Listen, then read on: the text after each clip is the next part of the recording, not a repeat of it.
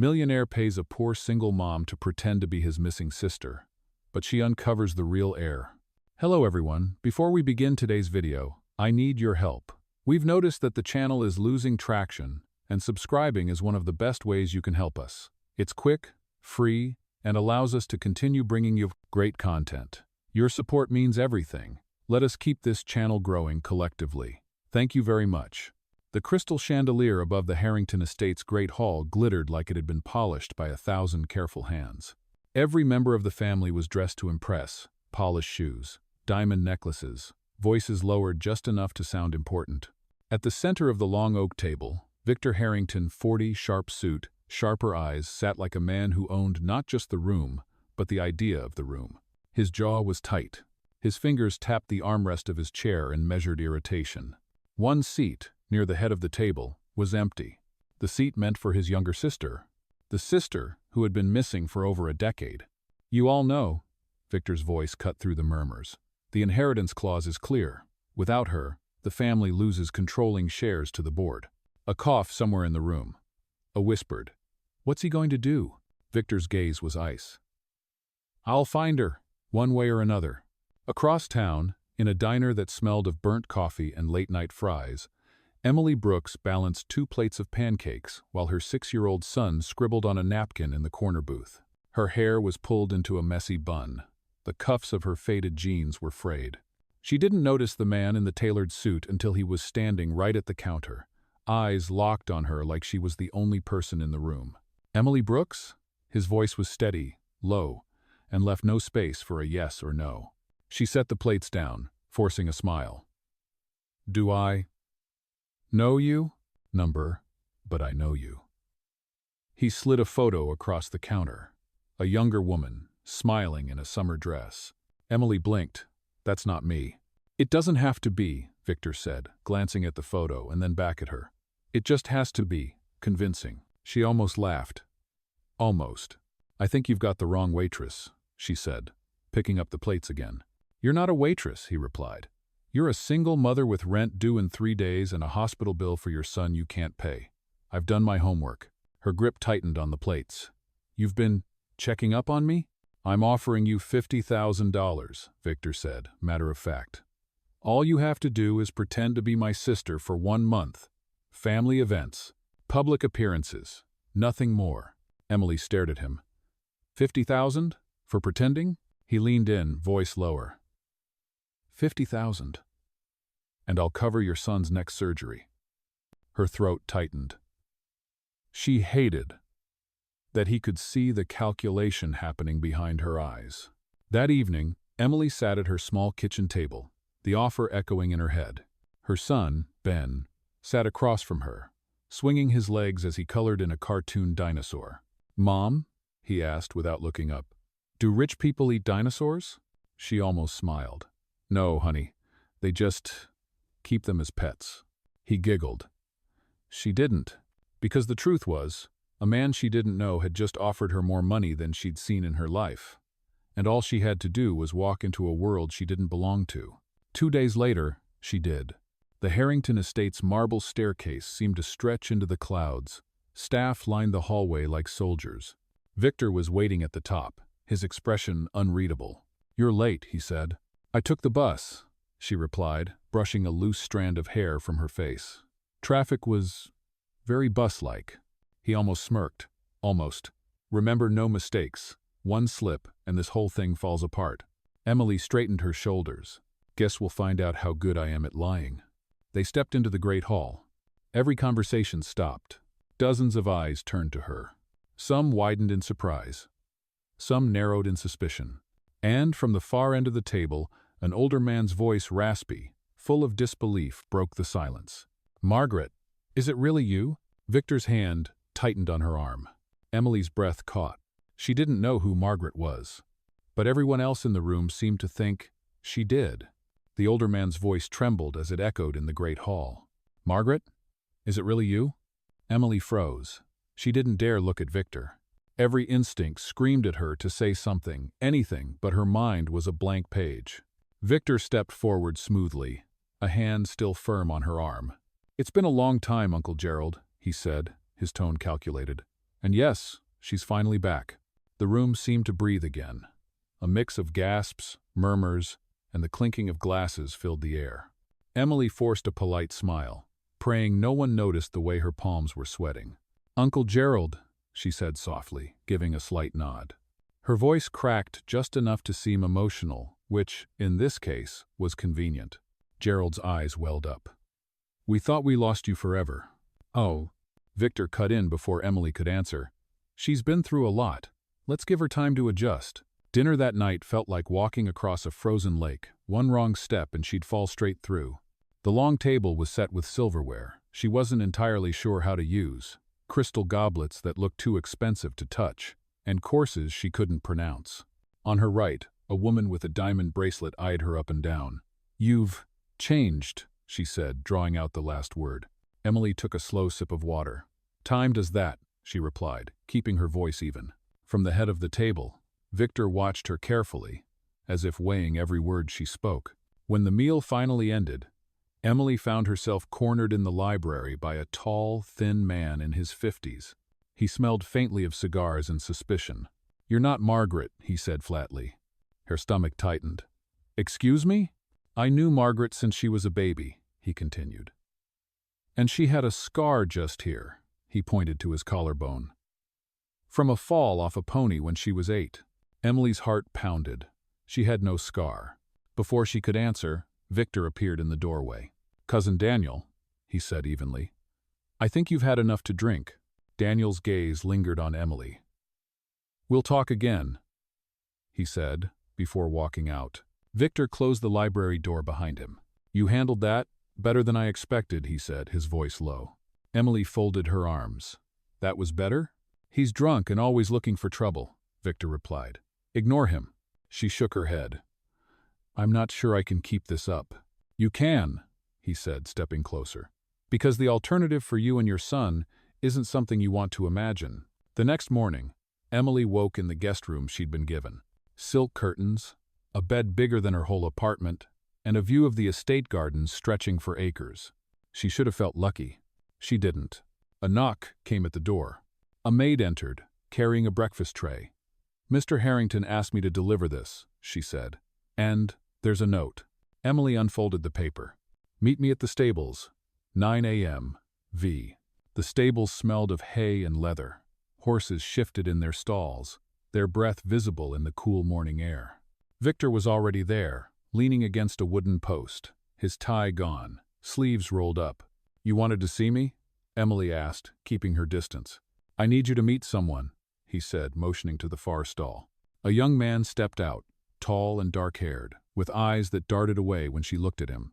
"This is Liam," Victor said. "Stable hand. He's been here longer than anyone." Liam gave a small nod. "Pleasure, ma'am." Victor's voice hardened. He knew Margaret better than most. "If he believes you, everyone else will." Emily swallowed. "And if he doesn't?" Victor's eyes locked on hers. "Then this whole thing ends badly." Liam studied her for a moment. "Margaret used to feed the chestnut mare every morning. She had a nickname for her. What was it?" Emily's pulse quickened. She didn't know. She had no idea. She glanced at Victor, but his face was unreadable. She began, then caught sight of the mare's gentle eyes, the way her ears tilted forward. "Sunshine," she said finally, letting the word slip out like it was pulled from a memory. Liam's expression didn't change, but he gave a short nod. "Sounds right." Emily let out a breath she didn't realize she was holding. That night, alone in her room, Emily stared at her reflection in the mirror. She had gotten through another day. Barely. But something about Liam's look too steady, too knowing, stuck in her mind. He believed her. Or he wanted her to think he did. And somewhere deep down, she sensed it. He knew something about the real Margaret. Something Victor hadn't told her. The next morning would prove her right. The next morning, a heavy fog clung to the estate grounds. Emily stepped out into the chill air, her sweater pulled tight, intending to walk off the restless night she'd had. From the corner of her eye, she spotted movement near the stables. Liam. He was talking to someone, an older woman in a dark coat. Their heads were bent close, voices low. Emily slowed, straining to catch a word. But by the time she got closer, the woman was already walking away, disappearing into the mist. Liam noticed her. "Morning, ma'am," he said, his tone too casual. She forced a smile. Who was that? Delivery, he said quickly, brushing hay off his hands. Just feed for the horses. Her instincts told her that was a lie. Later that day, Victor called for her in the study. Stacks of papers, polished mahogany desk, the faint scent of expensive cologne. I've arranged another dinner tonight, he said. Board members will be there. We need them to believe you. Emily hesitated. And if they don't? They will, Victor replied, his voice sharp. You'll wear the sapphire necklace. It was Margaret's favorite. Answer only what you're asked. Smile when you're supposed to. This isn't difficult, Emily. Her fingers curled. It's not difficult for you. You've been lying your whole life. For the first time, his jaw tightened in a way that wasn't pure control. But he didn't answer. That evening, the dining room buzzed with polite conversation and clinking cutlery. Emily's dress was perfect, the sapphire catching the light every time she moved. Halfway through the meal, one of the board members, Mrs. Kensington, leaned forward. Margaret, dear, do you remember the summer in Newport, the yacht races? Emily's fork paused mid-air. She'd never even seen a yacht in person. Yes, she said carefully. I remember the waves more than the races. Mrs. Kensington smiled faintly. Funny. It rained the entire week. Emily felt the blood drain from her face. Before she could respond, Victor smoothly cut in, telling a story about a failed business venture that drew laughter and shifted the table's attention. But she caught Mrs. Kensington's eyes still on her, calculating. After dinner, Emily slipped out into the garden for air. The night smelled of roses and damp earth. Lanterns lined the stone path, casting pools of warm light in the dark. She heard footsteps behind her. Cold night for a walk, Liam said. Emily turned. You knew the real Margaret well, didn't you? He didn't answer right away. Well enough. Then tell me, she said quietly. Why does it feel like you're testing me? Liam's gaze held hers. Because you don't belong here, and neither did she. Before Emily could ask what he meant, voices called from the house. She turned, and when she looked back, Liam was already walking away. Back in her room, Emily found an envelope slipped under her door. No name, no return address. Inside was a single photograph of Margaret, standing beside an unfamiliar man. On the back, a date from 11 years ago, and a handwritten note. Ask him about the accident. Her pulse quickened. She didn't know who had sent it, but she knew exactly who him was. Victor. The next morning, she confronted him in the study. Where was this taken? She demanded, tossing the photo onto his desk. Victor's eyes flicked to the image, then back to her. That's none of your concern. It is if I'm supposed to be her, Emily shot back. Who is he, and what accident? His voice turned cold. You're here to play a role, not to dig into things you don't understand. She leaned closer. Maybe I'm starting to understand more than you think.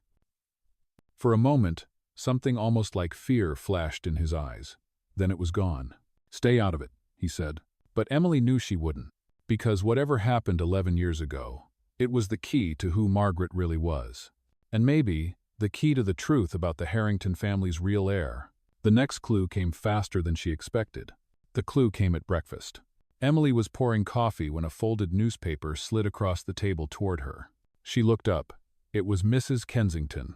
Thought you might find page 6. Interesting, the older woman said, her smile too polite to be genuine. Emily unfolded it. There, in black and white, was a grainy photo of a car wreck.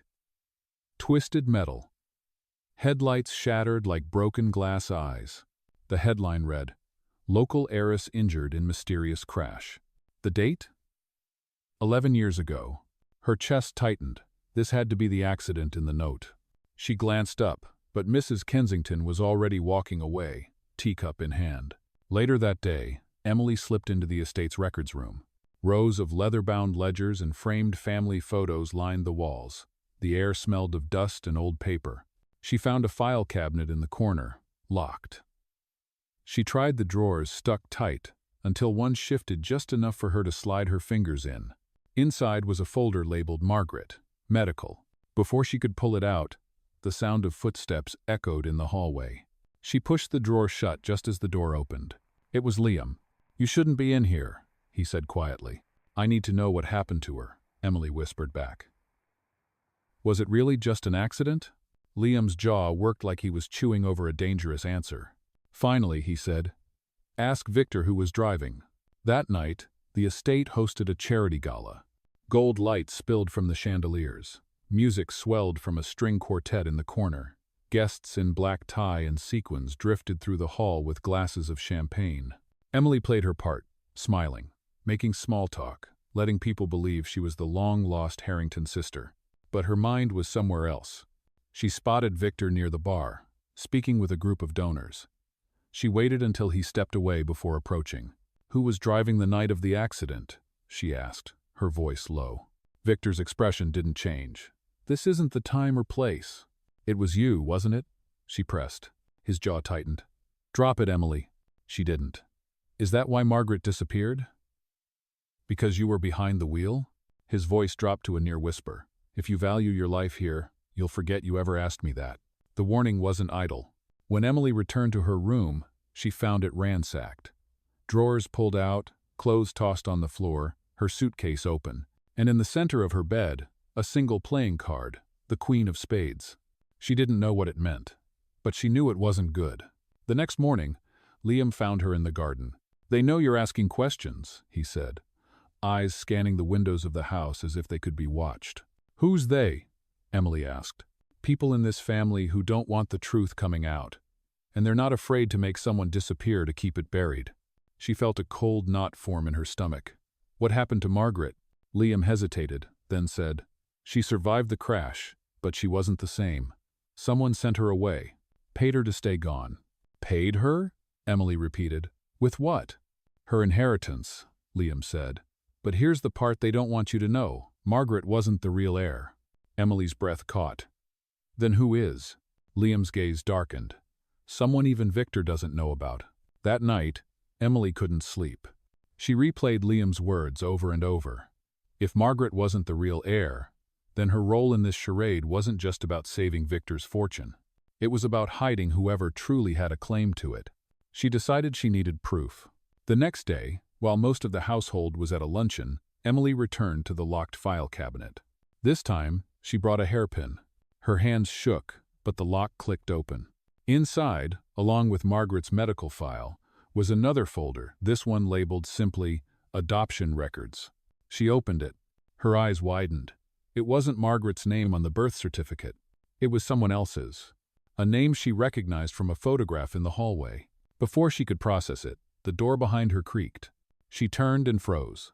Victor stood in the doorway, his expression unreadable. "Find what you were looking for?" he asked. Emily's fingers tightened around the file, because she knew if she told him the truth right now, she might not make it out of this room. Victor's question hung in the air like smoke. "Find what you were looking for?" Emily's heart pounded, but her face stayed still. "Just some old family photos," she lied, sliding the adoption record back into the folder. Victor stepped into the room, closing the door behind him with a soft click. His gaze drifted to her hands, then to the cabinet. "You really should learn to mind your own business." "I'm supposed to be your sister," she replied evenly. "Isn't family business my business?" For a fraction of a second, his lips curved not in amusement, but in something darker. "Not this family's."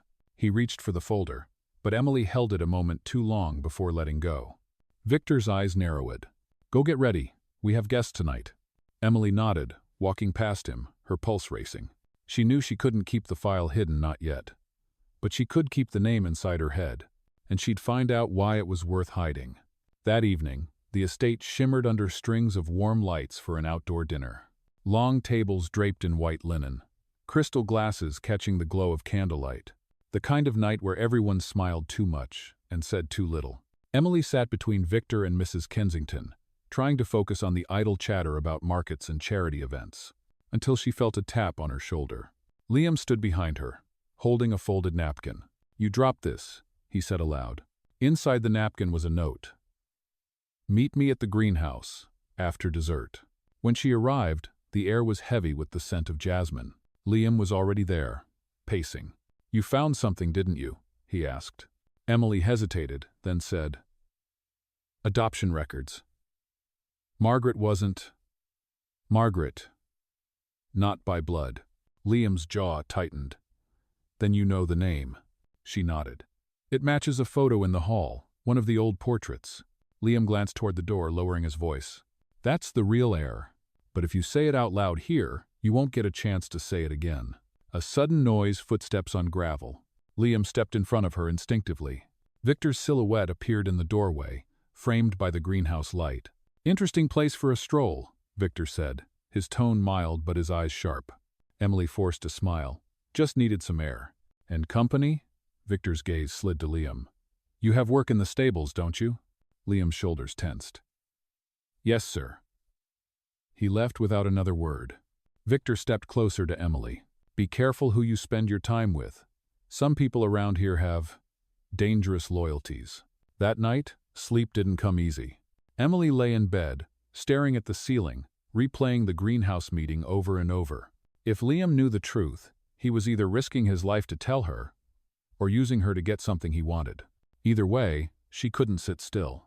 Just before dawn, she slipped into the east wing, where the old portraits hung. She found the one she remembered.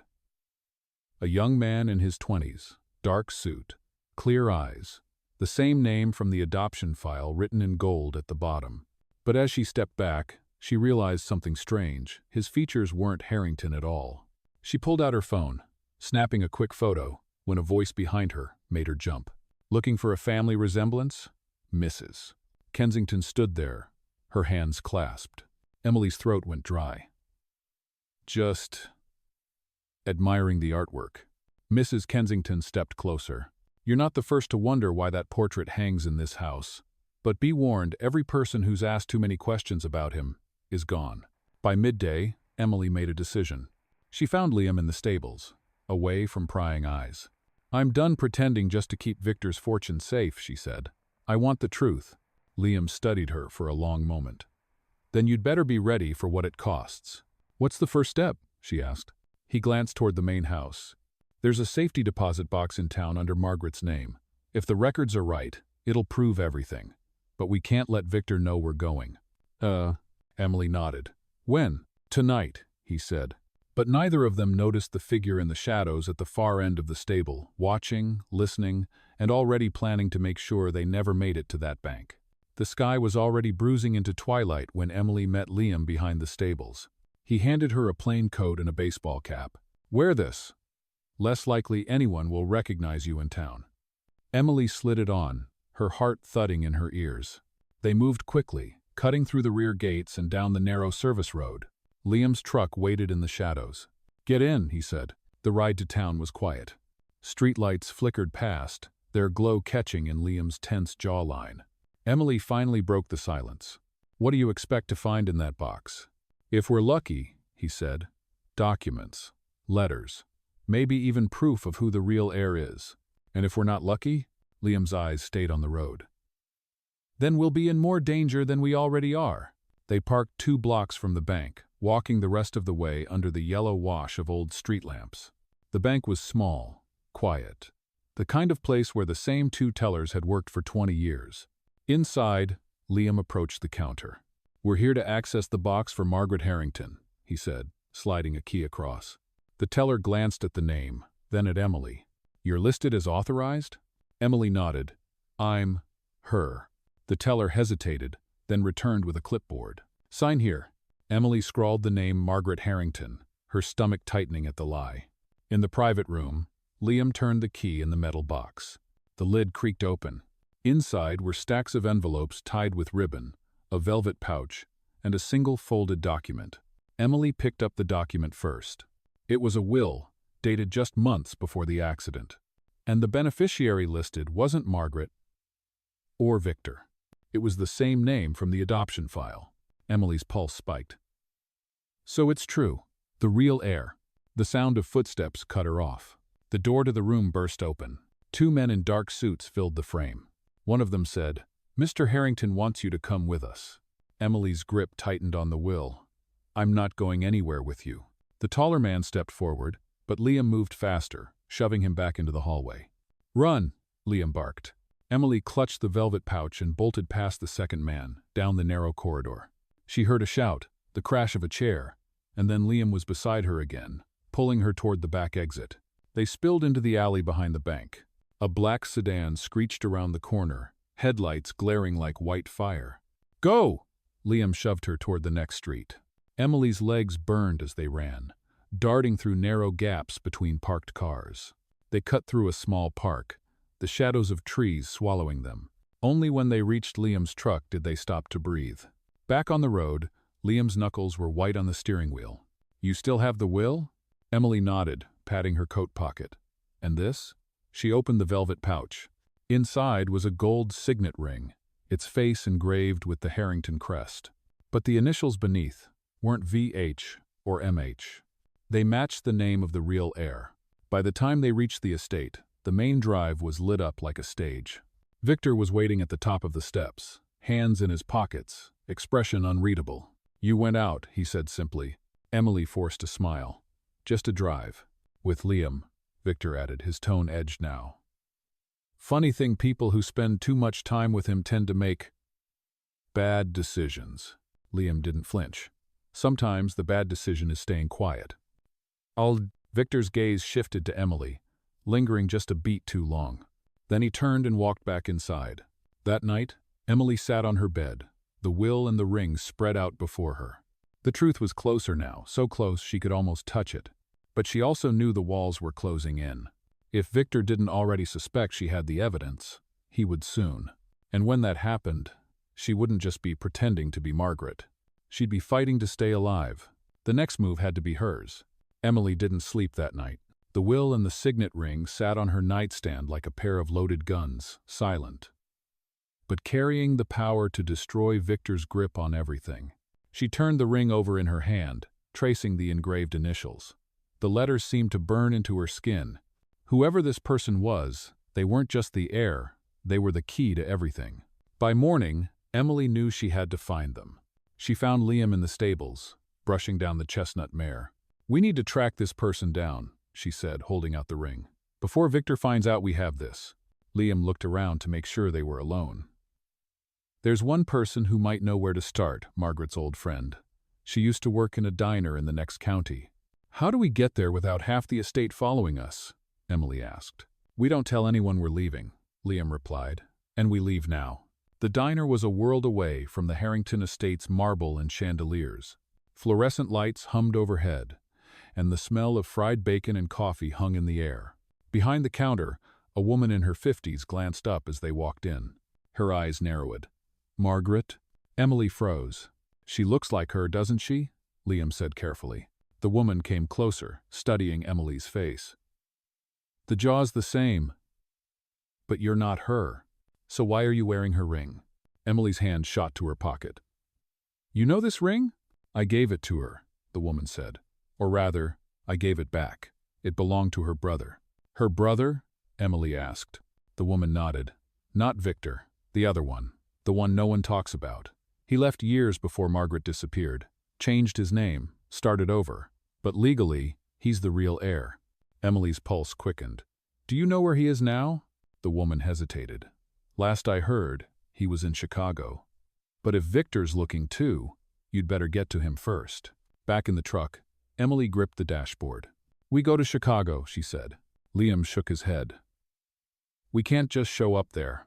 If Victor's been watching us, he'll follow. We need to make him think we're still here." "And how do we do that?" Liam smirked faintly. "A little misdirection." That evening, Emily appeared at dinner, as if nothing had happened. She wore the sapphire necklace, laughed at small jokes, and answered questions politely.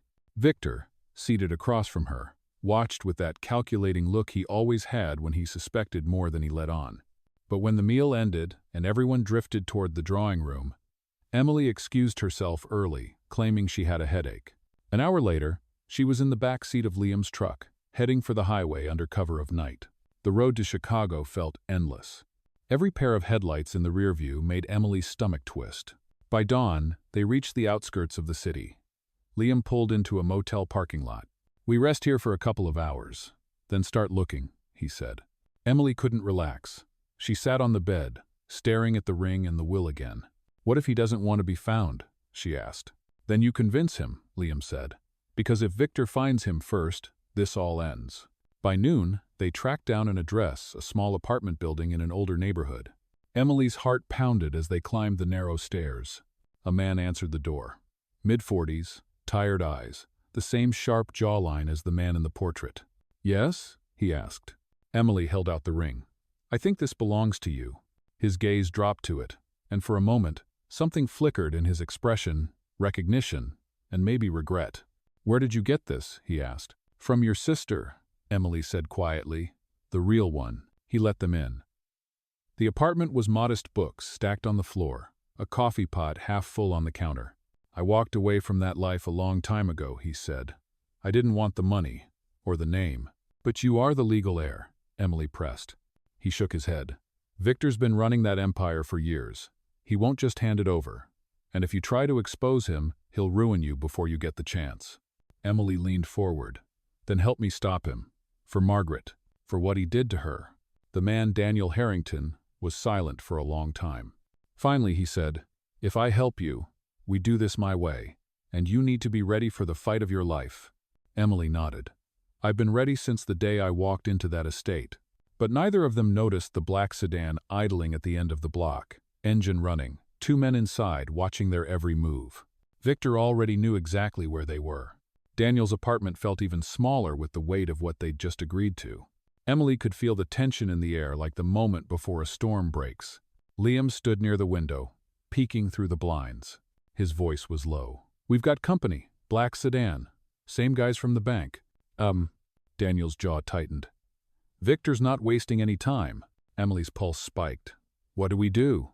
Liam turned from the window. "We can't stay here. We move. Now." They left through the back stairwell, feet pounding on the concrete steps. The alley behind the building was narrow, lined with dumpsters and crates. The smell of rain on asphalt mixed with the faint stench of garbage. Liam led the way, weaving between buildings until they emerged onto a side street. But as they reached the corner, the black sedan pulled in front of them, blocking the way. Two men stepped out, both in dark coats, the kind that hid more than they showed. "Mr. Harrington wants to have a word," one of them said, eyes fixed on Daniel. Daniel stepped forward, his voice calm but edged. "You can tell my brother I have nothing to say to him." The man's smile didn't reach his eyes. "That's not really an option." Emily's heart hammered. Every instinct told her to run, but her legs wouldn't move. Liam shifted his stance, placing himself between her and the men. "She's not going anywhere with you." "Not just her," the other man said. "All three of you." Daniel's hand closed around Emily's arm. "On my count," he muttered. "1." The first man reached into his coat. 2. Liam moved like lightning, shoving Emily to the side and lunging at the man before he could draw whatever was in his pocket. 3. Daniel yanked Emily down the street. They ran, the sound of boots hitting pavement echoing behind them. They ducked into a crowded marketplace, weaving through stalls piled high with fruit and clothes. Emily's breath came in sharp bursts, her chest burning. She glanced back. Liam was still behind them, but so were the men. Daniel spotted a delivery truck with its rear doors open. "Inside," he ordered. They scrambled in just as the driver climbed into the cab. "Hey," the man started, but Daniel flashed $100 bill. "Drive. Now." The truck lurched forward, blending into the traffic.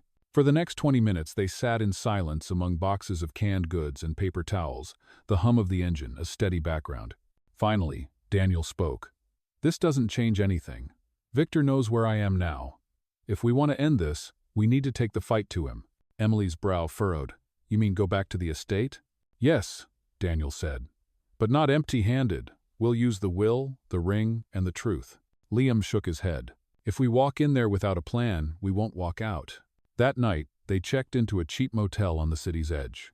Emily sat on the bed, turning the ring over in her hand again. Her voice was barely above a whisper. "Why did you leave, Daniel?" He was quiet for a moment. "Because I didn't want to be like him. Victor. Everything with him is power and control. Margaret, she was the only one who still believed in something good. And after the accident, when I realized it wasn't an accident..." Emily's eyes widened. "What do you mean?" Daniel looked straight at her. "Victor was behind it. He needed her gone." The words hit Emily like a physical blow. All the half-answers, all the warnings, it all fit. She swallowed hard. "Then we expose him. Publicly." Daniel nodded slowly. "Then we have to be ready for whatever he does next. Because he won't let go without a fight." The next morning, Liam went out to get supplies. Emily stood at the window, watching the road. That's when she saw it, a familiar black sedan parked across the street. Her stomach dropped.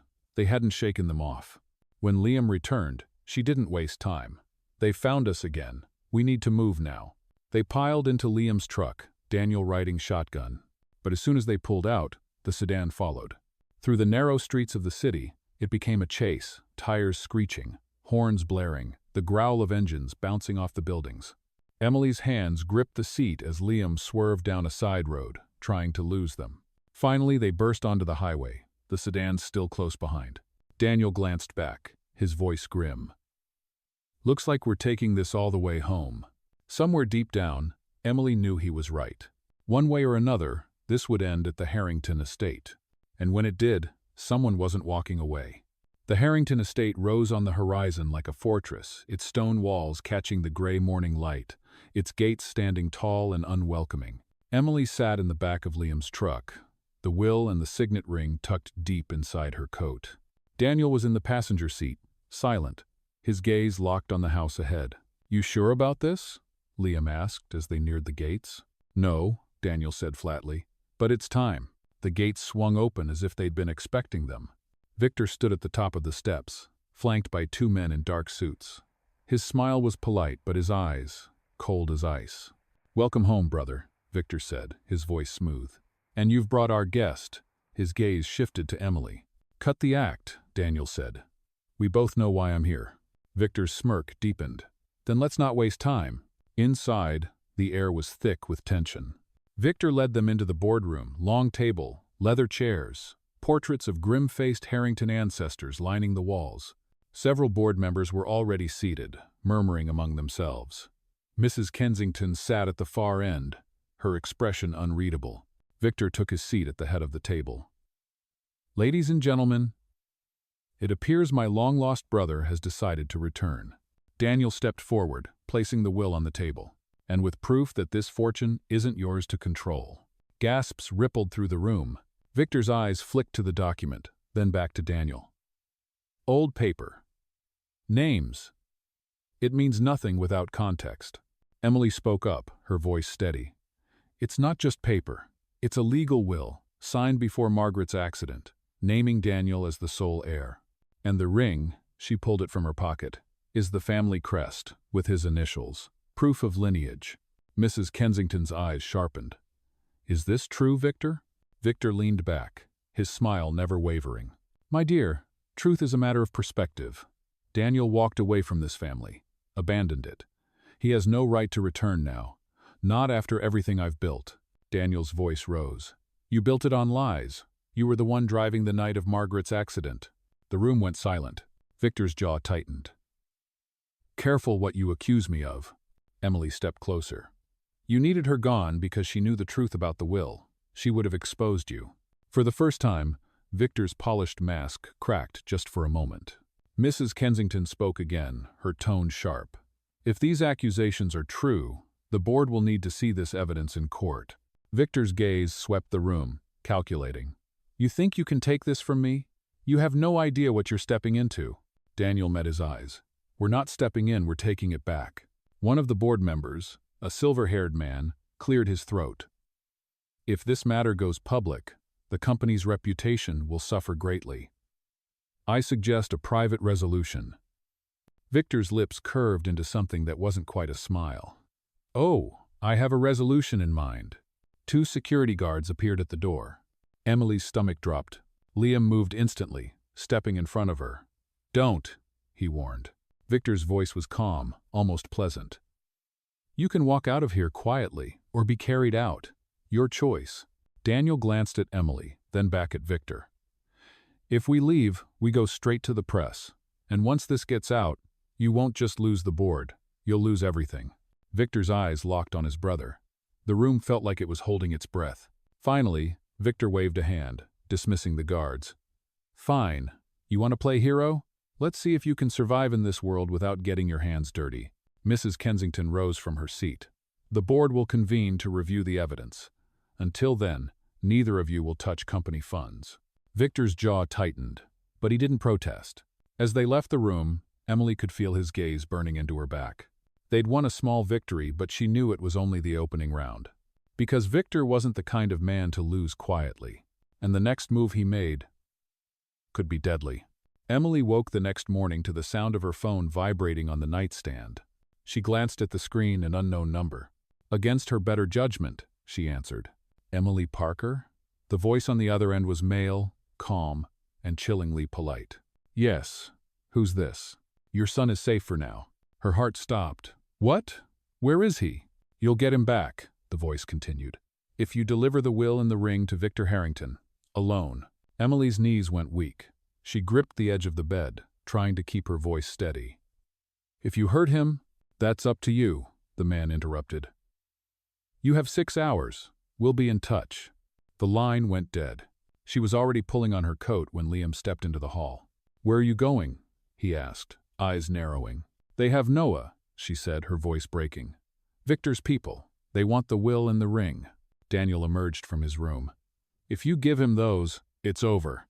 Everything we've worked for gone. Emily's eyes burned. He's my son, Daniel. I don't care about the money or the company if I don't get him back. Liam stepped closer. We'll get him back, but we do it smart. If you walk in there alone, they'll take the evidence and keep him anyway. Emily's hands shook. Then what's the plan? Daniel's voice was grim. We set the meeting, but we don't go in empty-handed. 2 hours later, Emily stood at the gates of an abandoned warehouse on the edge of town. The sky was heavy with clouds, the wind cutting sharp across the cracked asphalt. She clutched a small leather bag, the will and the ring inside. Or at least, what looked like them. Liam had made perfect copies. The real ones were hidden. Inside, the warehouse smelled of rust and oil. Victor was there, leaning casually against a steel pillar, flanked by 2 of his men. And behind them, Noah. Emily's breath caught. He was unharmed but frightened, his small hands gripping the arm of the chair he was tied to. You brought what I asked for? Victor's tone was almost cheerful. Emily held up the bag. Let him go first. Victor chuckled. You really think you're in a position to make demands? Before Emily could answer, Liam's voice echoed from the shadows. She's not alone. Victor's smile faltered. Ah, the stable boy, always underfoot. Daniel stepped forward from the opposite side, his presence pulling Victor's attention. While their eyes were on each other, Emily moved. She darted to Noah, cutting the rope with the small knife Liam had slipped her earlier. One of Victor's men lunged, but Liam intercepted him, the 2 crashing into a pile of metal crates. Daniel faced his brother. This ends now, Victor. Walk away. Victor's voice turned sharp. You think you can threaten me? Without me, this family's empire collapses. Daniel's jaw tightened. Maybe it should. Emily grabbed Noah's hand. Run! They sprinted toward the open loading bay, the sound of a struggle echoing behind them. Outside, the air felt freezing after the stifling tension inside.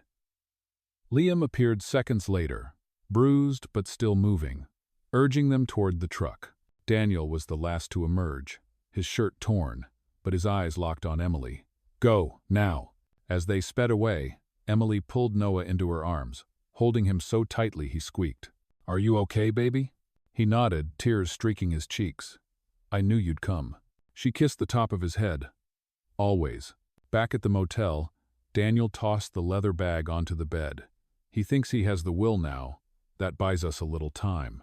Liam leaned against the wall, wincing from a cut on his forehead. Not much. Once he figures out they're fake, he'll come at us harder than ever. Emily met Daniel's gaze. Then we use that time. We take this evidence to the only people who can make it stick outside the family. Daniel nodded slowly. The press? Bigger, Emily said. Law enforcement. For the first time in days, Emily felt the faintest flicker of hope. Victor had gone after her son. That meant the fight was no longer just about money or titles, it was personal. And she wasn't going to stop until it was over. The motel room was quiet except for the low hum of the heater. Emily sat on the edge of the bed, Noah curled against her side, still shaken but finally asleep. Daniel was at the small table, the real will spread open under the yellow lamplight. Liam stood near the door, keeping an eye on the parking lot. We take this to the police in the morning, Daniel said, tapping the document. The sooner it's in official hands, the harder it will be for Victor to bury it. Emily nodded, but her gut twisted. He's not going to just sit back and watch us walk into a police station. He'll have people there before we can even explain. That's why we keep the circle small, Daniel replied. No one outside this room knows what we're doing. They didn't notice the shadow moving past the thin motel curtains. The next morning, Liam was gone. Emily woke to the sound of the door clicking shut and found his bed empty. Daniel frowned. Where'd he go without saying anything? She picked up her phone, no messages. That's not like him, she said quietly. Daniel's eyes darkened. Unless... Emily's stomach sank. Unless he's not who we think he is. 2 hours later, their fears were confirmed. A text buzzed on Daniel's phone from an unknown number. If you want to keep the kids safe, stay away from the police. We know where you are. Emily's blood ran cold. Noah's here with us. They're bluffing. Daniel shook his head. Victor doesn't bluff. If he says he knows, he knows. They packed fast, slipping out through the back of the motel and driving in the opposite direction of the city. Daniel's plan was clear. Find a safe spot, regroup, and figure out whether Liam had been playing both sides. But 20 miles out, Emily spotted something in the side mirror, a dark SUV following at a steady distance. They're behind us, she said. Daniel didn't even glance back. We stick to the plan. Don't panic. They turned onto a rural road, lined with bare winter trees. The SUV followed. Emily's heart pounded. Daniel, I see it, he said, his voice low. Suddenly, he braked hard and swerved onto a dirt track. The truck bounced over uneven ground until they came to a rundown barn. This'll buy us a little cover, Daniel said. Inside the barn, dust swirled in the cold air. Emily clutched Noah's hand, scanning the shadows. Daniel closed the barn doors and turned to her. We have to assume Liam's working with Victor. Maybe willingly. Maybe under pressure. Either way, we can't trust him until we know for sure. Emily's throat tightened. He saved us. He helped get Noah back. Or he set it all up to look that way, Daniel countered. A noise outside froze them all. The crunch of gravel. Daniel motioned for Emily and Noah to hide behind a stack of hay bales. The barn doors creaked open, and Liam stepped inside. Emily's relief was instant. But Daniel's hand stayed on the knife at his belt. Where were you? Daniel demanded. Liam looked between them. Getting us a way out. I traded in the truck for something less obvious. You're welcome. Daniel's eyes narrowed. And you didn't think to tell us? Liam's jaw tightened. Because the less you knew, the better. They've got people listening. They bugged the truck, Daniel. That's how they found us. Emily stepped forward. So you're not with them? Liam's voice was sharp. If I was, you'd already be in Victor's hands. And Noah wouldn't be here. For a long moment, the only sound was the wind whistling through the barn's cracks. Finally, Daniel lowered the knife. Then we move. Now, before they circle back. They loaded into the new vehicle a dented sedan that looked like it had been pulled from a police impound lot. Emily sat in the back with Noah, holding him close. Her mind wouldn't stop turning. If Victor had ears everywhere, then walking into a police station was suicide. They needed someone who could act faster. Someone not tied to the family or the company. And Emily knew exactly who. She pulled out her phone and typed a single message. Meet me. No names, no questions. It's life or death. The reply came within minutes. 1 hour. Same place as before. Daniel glanced at her in the mirror. Who was that? Emily met his eyes. An old friend. And if anyone can help us without tipping off Victor, it's her. What Emily didn't know was that Victor already had a copy of her message forwarded straight to him by someone she trusted, and he was already setting the trap. The meeting spot was an old roadside diner, 2 towns over one of those places where the neon sign buzzed, and the coffee tasted like it had been on the burner since yesterday.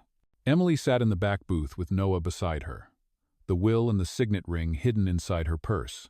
Daniel and Liam stayed in the car across the street, keeping watch. She checked her phone. No reply from her contact yet. The bell above the diner door jingled. A woman in a dark green coat stepped inside, her scarf wrapped high over her face. Emily's chest loosened in relief. It was her. Anna, Emily said softly. Anna slid into the booth, glancing around before leaning in. You weren't kidding. You look like you're running from the mob. Emily forced a smile. Close enough. I need your help. We have proof, legal proof, that Victor Harrington isn't the rightful heir. But if I take it to the police, he'll have it buried before it hits the file. Anna's eyes narrowed. So you want me to leak it? I want you to make it impossible for him to bury, Emily said. Press, legal channels, every outlet at once. Oh. Anna exhaled slowly. That's dangerous, Emily. Emily's voice trembled. It's already dangerous. For me. For Noah. For everyone involved. Anna reached across the table, taking the envelope. I'll do it. Relief washed over Emily until she caught the reflection in the diner's glass window. Two men in dark coats stepping inside. Her stomach dropped. Anna, Emily said quietly, you need to leave. Now. But it was already too late. The men flanked the booth, blocking the aisle. Miss Parker, one of them said, his voice smooth. Mr. Harrington would like to see you. Anna's eyes darted between them. Who are these guys? Emily stood, shielding Noah with her body. Run, she whispered to Anna. The man nearest the window reached for her arm, but before he could touch her, the diner door slammed open. Daniel and Liam charged in. Daniel went straight for the man on Emily's side, shoving him back into the counter. Plates crashed to the floor. Liam grabbed Noah and pushed him toward Anna. Take him to the car, go. Anna didn't hesitate. She scooped Noah into her arms and sprinted out the door. Emily backed toward the exit, her heart hammering, while Daniel fought to keep the second man from blocking her path. One of the men swung, missing Daniel by inches, his fist slamming into the wall. Emily made it to the door only to freeze. A black SUV was parked right outside, Victor leaning against it like he'd been waiting all along. Going somewhere? Victor's tone was almost playful. Emily's grip on the door tightened. You stay away from my son. Victor's smile didn't reach his eyes. Then stop pretending you have the upper hand. Hand over the will, and I'll let you walk away. Daniel appeared at her side, breathing hard. Don't listen to him. Victor's gaze shifted to his brother. Always the righteous one, aren't you? But we both know this game ends with me. Liam pulled up in the sedan, Anna in the back seat with Noah. Get in, he yelled. Daniel shoved Emily forward. Go. Victor's men moved, but Liam jerked the car into reverse, tires squealing, blocking their path just long enough for Emily and Daniel to dive in. The sedan shot down the road, the black SUV spinning to follow. The chase was fast and brutal. City streets blurred into open highway, headlights streaking across wet pavement. Victor's SUV stayed close, weaving through traffic like a predator on the hunt. In the back, Emily clutched her purse. The will was still inside, but for how long? Daniel met her eyes. If they get alongside us, throw them off, whatever it takes. Her breath caught. You mean, toss the will? If it means keeping it out of his hands, yes, Daniel said. The SUV pulled up beside them. One of Victor's men leaned out the window, reaching. Emily unzipped her purse, fingers brushing the envelope. Victor's eyes locked with hers across the lanes, cold, unblinking. At the last second, Emily pulled the envelope free, but instead of tossing it toward them, she shoved it into Anna's hands. Hide it, don't tell me where, Emily whispered. Liam cut hard into an exit ramp, the sudden turn forcing the SUV to overshoot. They disappeared into a maze of side streets, not stopping until the SUV's headlights were gone. In the silence that followed, Emily's pulse finally slowed. Anna looked down at the envelope in her lap. So now what? Emily leaned back, exhaustion and determination warring in her chest. Now, we make sure Victor never sees this again until it's in the hands of someone who can take him down for good. But miles away, Victor sat in his SUV, watching the empty road. He didn't look angry. He looked patient. Because he knew something Emily didn't, there was already someone in her circle feeding him every move she made. And next time, she wouldn't see him coming. The safe house was a small, two-bedroom cabin tucked deep into the woods. No neighbors for miles, no cell signal, just the sound of wind moving through bare branches. Emily should have felt safe. But as she unpacked the small bag for Noah, the unease in her chest wouldn't go away. Daniel was in the kitchen with Anna, going over the plan to get the will into the right hands. Liam sat near the window, watching the driveway like a hawk. This is temporary, Daniel said. 2 days at most, then we move again. That night, they ate in near silence. Noah sat beside Emily, pushing his mashed potatoes around with his fork. She brushed a hand over his hair. You okay? He nodded, but his voice was quiet. When can we go home? Emily swallowed hard. Soon, baby, I promise. She didn't know if it was a promise she could keep. Around midnight, Emily woke to a faint sound. A door closing. She slipped out of bed, careful not to wake Noah, and padded down the hall. Through the dim light of the living room, she saw Liam slipping a phone into his pocket. Her voice was sharp, a whisper edged with fear. Who were you talking to? Liam froze. Just checking the perimeter. I thought I heard something outside. Emily stepped closer. You had your phone out. There's no signal here. For a second, his jaw tightened. Then he shrugged. Old habit, muscle memory. But the knot in Emily's stomach only tightened. The next morning, Daniel asked Liam to take the truck into the nearest town for supplies. As soon as he was gone, Emily pulled Anna aside. I think Liam's the leak. Every time we trust someone, Victor's one step ahead. It has to be coming from in here. Anna's eyes widened. You're sure? No, Emily admitted, but I can't ignore it anymore. When Liam returned, Daniel suggested they all sit down. I'm going to ask one time, Daniel said, his voice calm but carrying steel. Are you feeding Victor information? Liam's eyes went cold. You really think I'd sell you out? Daniel didn't blink. I think someone is, and you're the only one who disappears without telling anyone. Emily was ready for an argument, but instead, Liam laughed short and bitter. You want the truth? Yeah. I talked to him. The room went still. But not for the reason you think, Liam continued. I've been feeding him half-truths, misdirection, making him chase shadows while we move the real evidence. Emily's pulse quickened. And we're just supposed to take your word for that? Liam met her eyes. I kept him off your trail after the diner. You think he didn't know where you were? I gave him a location 3 counties away. Bought us time. Daniel's voice was low. If you're lying, I'm not, Liam cut in. But you've got a bigger problem than me. Emily frowned. What do you mean? Liam looked toward the kitchen, where Anna was making tea. She's the one who's been talking to Victor. The words hit Emily like a slap. Daniel's eyes narrowed. That's a serious accusation. Liam shrugged. Check her bag. Emily hesitated, then crossed to the counter. Anna turned, just as Emily opened the small satchel she carried everywhere. Inside an unmarked phone. And it had signal. Anna's face drained of color. It's not what it looks like. Daniel's voice was sharp. Then tell me exactly what it is. Anna's hand shook. He contacted me before you did, Emily. Said if I didn't keep him updated, something would happen to my sister. She's still in the city. I didn't have a choice. Emily's stomach churned. You could have told me. I thought I could control it, Anna said, tears filling her eyes. I never told him about Noah. Never gave him the exact location, just enough to keep him from making good on his threats. Daniel rubbed his forehead. Now he knows we have the will. He'll be coming. Liam's jaw tightened. Then we don't wait for him to find us. We take the fight to him. Emily looked between them, fear and determination warring in her chest. If we do that, it's all or nothing. No second chances. Daniel met her gaze. That's exactly why we have to move now. They spent the rest of the night mapping their route, deciding who would carry the real will, and how they would split up to throw off any pursuit. By dawn, the plan was set. But as Emily packed her things, she caught movement outside the window shapes shifting between the trees. Her blood ran cold. They're already here. Emily froze at the window, her breath fogging the cold glass.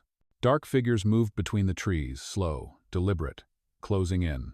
They're already here, she whispered again, louder this time. Daniel was across the room in seconds, peering through the curtain. 4, maybe 5, armed. Liam pulled the curtain back at the other window. They've got the driveway blocked. We're not driving out of here. Anna's voice trembled. What do we do? Daniel's tone was steady, almost calm. We buy time. Long enough to get Emily and Noah out with the will. Emily shook her head. Number, we all leave together. Emily, Daniel said, locking eyes with her. If they get the will, everything we've done is for nothing. This is bigger than just us now. The first thud hit the cabin door, a warning knock that rattled the frame. A voice called from outside. Daniel, let's not make this harder than it needs to be. Hand over the will, and no one gets hurt. Liam snorted. Yeah, because that's exactly how Victor works. Daniel motioned toward the back of the cabin. There's a service hatch under the pantry. Leads to the woods. Emily, take Noah and go. Emily crouched by the hatch, her hands shaking as she lifted the wooden panel. Cold, damp air wafted up from the narrow crawl space. Noah's eyes were wide. Mom, I don't want to leave you. She cupped his face. I'll be right behind you. But you need to be brave for me now. He nodded, though his lip trembled. Another slam hit the front door, this one harder. The hinges groaned. Daniel raised his voice. Emily now. She slid down into the crawl space with Noah, Anna following behind with the envelope hidden inside her coat. Liam stayed above, shotgun in hand, watching the door. The wood splintered. A boot kicked through the lower panel, and a hand reached in to undo the lock.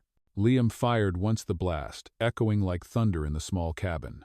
The hand disappeared, and a man's shout came from outside. Daniel grabbed Liam's arm. They'll come through the windows next. In the crawl space, Emily crawled forward on her hands and knees, the cold earth biting at her palms. The narrow tunnel opened into the dark woods behind the cabin. She turned to Anna. Stay close to Noah, no matter what. Anna nodded, gripping the boy's hand tightly. Above them, shouts turned to crashing glass as Victor's men broke through the side windows. Daniel and Liam moved fast, overturned furniture, pushed bookshelves, anything to slow the intruders down. But there were too many of them. Emily broke into the open air, gulping in the icy wind. She guided Noah and Anna toward a cluster of pine trees. A gunshot cracked in the distance, followed by another. Her chest seized. She didn't know if it was Daniel or Liam, firing or being fired at. Suddenly, movement to her left, one of Victor's men had circled around. Stop! He barked, raising his weapon. Emily's mind raced. She could run and risk him firing, or stall him long enough for Noah to get away. Before she could decide, a shadow lunged from behind the man, Daniel. The two struggled, the gun clattering to the ground. Daniel slammed the man into a tree, knocking him out cold. Go! He shouted, his eyes locking on hers. Don't stop until you're out of the woods. They ran, branches whipping at their faces, their breath coming in sharp bursts. Behind them, the sounds of the fight faded, replaced by the distant growl of an engine. Emily's heart lurched. He's bringing in more men. Daniel nodded grimly. Then we put as much distance between us and that cabin as we can before dark. By the time they reached the narrow dirt road at the far edge of the property, Emily's legs burned and Noah was shivering in her arms. A small maintenance shed sat just ahead. Daniel pushed the door open. It was empty, except for an old ATV and a half-empty gas can. Liam appeared seconds later, blood on his sleeve but grinning. Guess we've got a ride. They loaded onto the ATV, Anna holding Noah tight while Emily clung to Daniel from behind. The engine roared to life, carrying them away from the safe house that was no longer safe. Emily looked back once, the trees swallowing the cabin from view. They'd escaped for now, but Victor had seen them slip through his fingers tonight, and men like him didn't let go without striking back harder. By the time the ATV rattled to a stop, the first light of dawn was breaking over the hills. Daniel helped Emily down, his hands lingering for a moment. We can't keep running. This ends today. Emily met his gaze, breath still ragged from the night's escape. You mean go to him? Daniel nodded. At the Harrington estate, in front of the board, the press. Everyone who can strip him of his power in one move. Anna's eyes went wide. That's suicide. He'll have the place crawling with security. Liam tightened his jaw. Then we make sure they can't touch us. We walk in with so much light on this that he can't shoot without burning himself too. An hour later, Emily stood in the back of a rented van, tucking the will and the ring into a waterproof folder. Her hands were steady now. Noah looked up at her. Are you going to be okay? She smiled faintly. I have to be. Because this wasn't just about proving who the real heir was anymore, this was about ending the fear that had followed them for weeks. The Harrington estate loomed in the distance, its stone facade catching the cold morning light. But this time, the driveway wasn't just lined with Victor's black cars. It was lined with news vans, satellite dishes, reporters setting up live feeds. Emily glanced at Daniel. You called them. Daniel's mouth curved into a grim smile. If Victor's going to see us, he's going to see us with the whole country watching. They stepped out of the van together, Daniel, Emily, Anna, Liam, and Noah. Cameras flashed instantly, voices shouting questions they didn't have time to answer. Victor stood at the top of the estate steps, his expression tight but controlled. "Well," he said as they approached, "if it isn't my prodigal brother and his little entourage." Daniel's voice carried clearly over the noise of the crowd. "This ends today, Victor. No more threats. No more lies." Victor's smile was razor-sharp. "You think waving a piece of paper will change anything? These people don't care about wills, they care about power. And I have it." Emily stepped forward, holding up the folder. Not for long. Daniel opened the will, the embossed seal catching the light. "This is Margaret Harrington's last signed testament. It names me as sole heir. You forged documents after her death, Victor. You stole what was never yours." Gasps rippled through the reporters. Victor's jaw tightened. "That's a bold accusation." Emily's voice cut through the murmurs. "It's not just the will. It's the truth about the night Margaret died. You were driving. You were the reason she never made it home." Victor's mask slipped for the briefest moment, just enough for the cameras to catch it. Daniel turned toward the press. "We have corroborating statements, physical evidence, and witnesses ready to testify. It's all been submitted to law enforcement." The front gates swung open, and uniformed officers stepped in. Victor's composure shattered. "You set me up." Daniel's voice was quiet, deadly certain. "No, Victor. You set yourself up the moment you thought you could scare us into silence." The officers read him his rights. The flash of cameras lit every second as Victor was led down the steps in handcuffs. Reporters shouted over each other, the story unfolding in real time across the country. Emily felt the tightness in her chest finally loosen. It was over. Hours later, they sat in the quiet of Daniel's study. Papers signed, statements given, Noah curled asleep on the couch. Daniel poured 2 glasses of water and handed one to Emily. "You didn't have to do this for me." She met his gaze. "It wasn't just for you. It was for Noah. For the truth. For everyone Victor's ever hurt." Daniel's voice softened. "You've been pretending to be my sister for weeks, but after everything, I think of you as family for real." Emily smiled, warmth filling the space between them. "And you're not as bad as I thought you'd be." Liam chuckled from the corner. "That's the closest you'll get to a compliment from her." Anna rolled her eyes, but she was smiling too. Outside, the winter sun was climbing higher, melting the last of the frost from the lawns of the Harrington estate. For the first time in a long time, Emily felt like she could breathe. The fight was over, and they'd won.